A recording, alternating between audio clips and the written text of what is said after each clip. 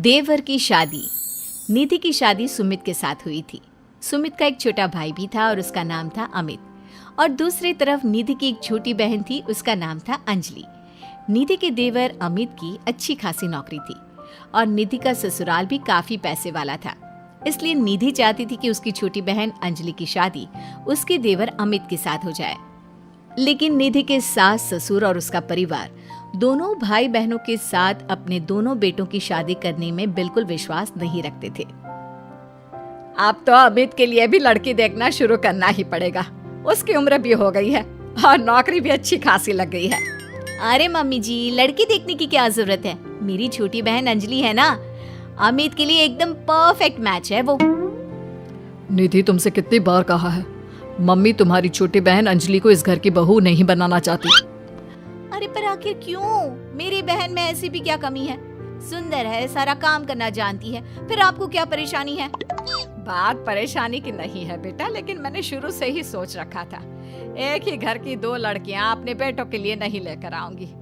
वो क्या है ना, दोनों बहनें देवरानी जेठानी बन जाएंगी तो बस प्रॉब्लम ही प्रॉब्लम आने वाली है। लेकिन निधि इस बात के लिए बिल्कुल तैयार नहीं थी। वो तो किसी भी कीमत पर अमित और अंजलि की शादी करवाना चाहती थी और इसीलिए उसने अपनी बहन अंजलि को अपने ससुराल में बुलाने का प्लान बनाया। कुछ दिनों के बाद सुमित, वो क्या है ना, मम्मी पापा कुछ दिनों के लिए मामा जी के घर पर चले गए हैं और अंजलि घर पर बिल्कुल अकेली है, तो मैंने सोचा उसे यहाँ बुला लेती हूँ। हाँ हाँ, क्यों नहीं भाई, तुम्हारी छोटी बहन है, तुम उसे बिल्कुल यहाँ बुला सकती हो। लेकिन सुनो, अमित और उसकी शादी के बारे में कोई बात मत छेड़ना। मम्मी इस बात के लिए कभी तैयार नहीं होगी। अगले दिन अंजलि निधि के ससुराल पहुंच जाती है और निधि के कमरे में। अरे दीदी, तुम्हारा देवर तो बहुत हैंडसम है, लेकिन मेरी तरफ नजर उठाकर भी नहीं देखता। अरे तू चिंता क्यों करती है, वो तेरी तरफ नजर उठाकर भी देखेगा और तू इस घर की बहू भी बनेगी। बस अब तू देखती जा। आप कहना क्या चाहती हैं दीदी?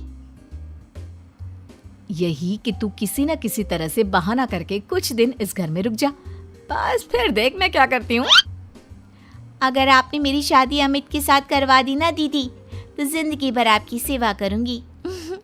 मुझे तो आपकी शादी के बाद से ही बहुत पसंद है।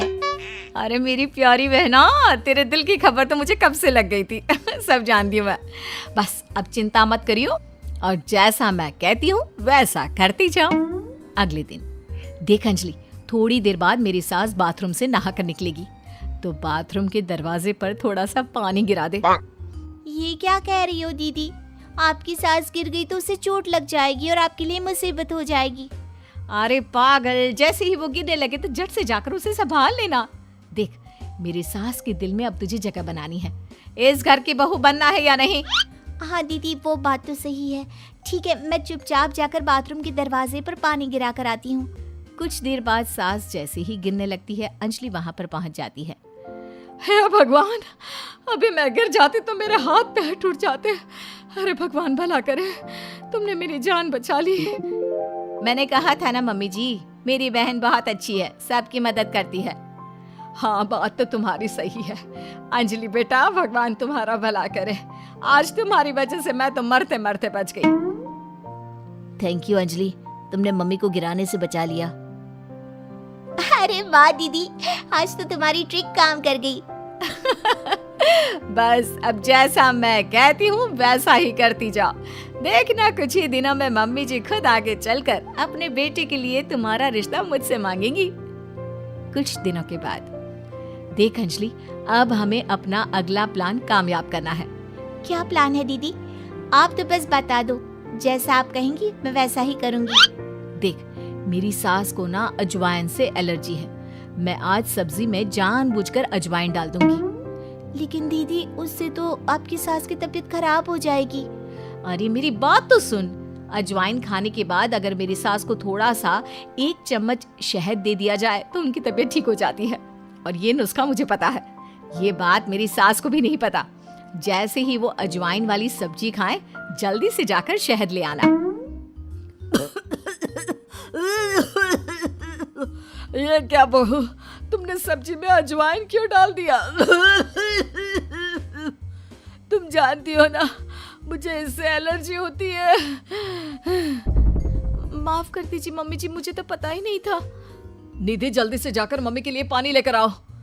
अरे नहीं नहीं जीजू, आंटी जी की एलर्जी पानी से नहीं बल्कि शहद से दूर हो जाएगी। 1 मिनट रुकिए।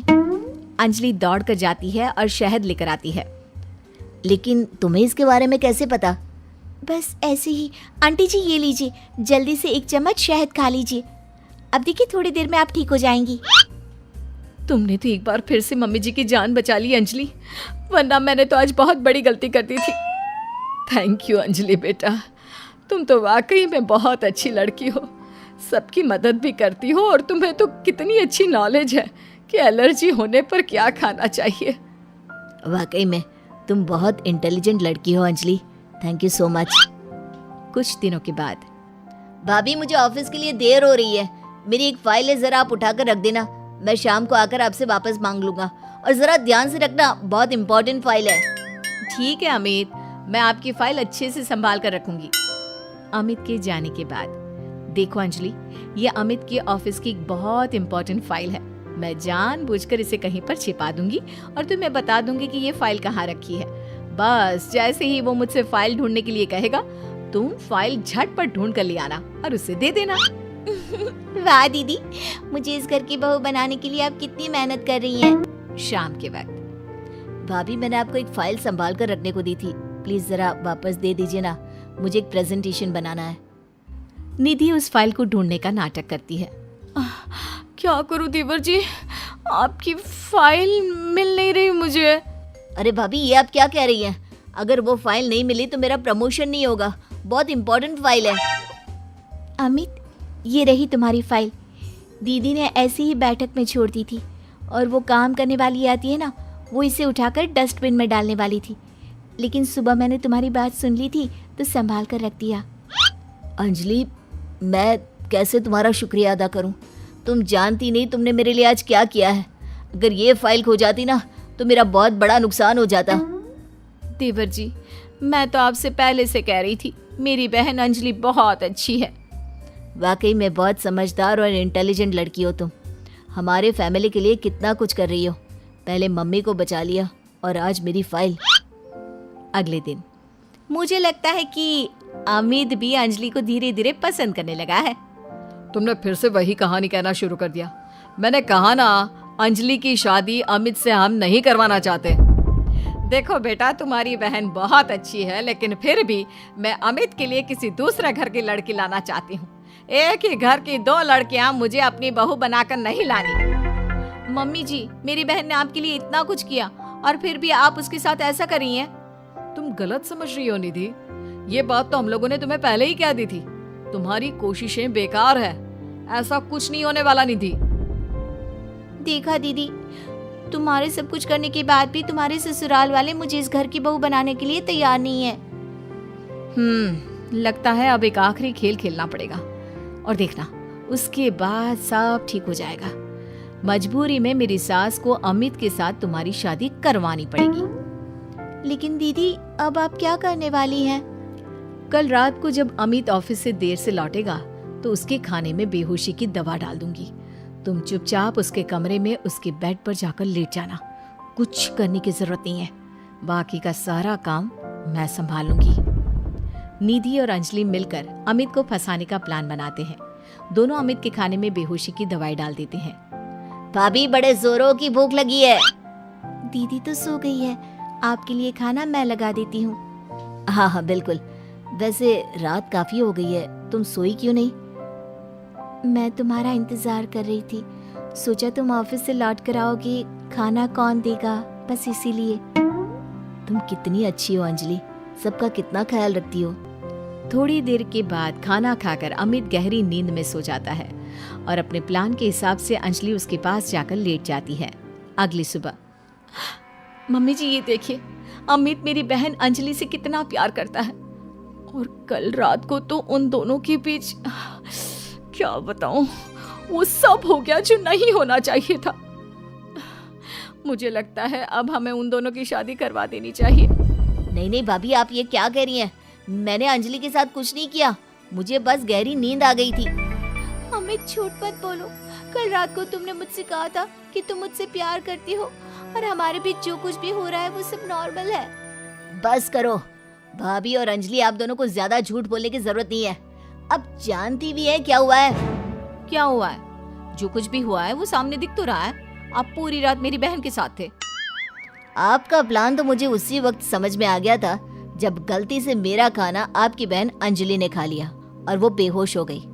और वो बेहोशी की हालत में वो सब कुछ कह रही थी जो आप मुझे कहने वाले थे। क्या इसका मतलब तुम्हें सब पता चल गया? हाँ, मुझे सब पता चल गया। और आप सबकी जानकारी के लिए ये भी बता दूं कि मेरी पहले से ही एक गर्लफ्रेंड है शिवानी, और मैं उसे बहुत पसंद करता हूँ। देखो निधि, ये तुमने ठीक नहीं किया। अपनी बहन को इस घर की बहू बनाने के लिए तुम इस हद तक गिर सकती हो, मैंने कभी सोचा भी नहीं था। अमित ठीक कह रहे हो, वो सब हमारा नाटक था, लेकिन गलती से मैंने शायद बेहोशी वाला खाना खा लिया और हमारी पोल खुल गई। बहू तुम्हारी बहन वाकई में बहुत अच्छी है और इससे कोई भी अच्छा लड़का मिल जाएगा, लेकिन मेरा अमित किसी और को पसंद करता है और इसीलिए मैं तुम्हें बार बार समझाने की कोशिश करती थी। बस मैं तुम्हारा दिल नहीं तोड़ना चाहती थी, इसलिए कभी तुम्हें शिवानी के बारे में नहीं बताया। लेकिन अब तो सब कुछ सामने आ चुका है।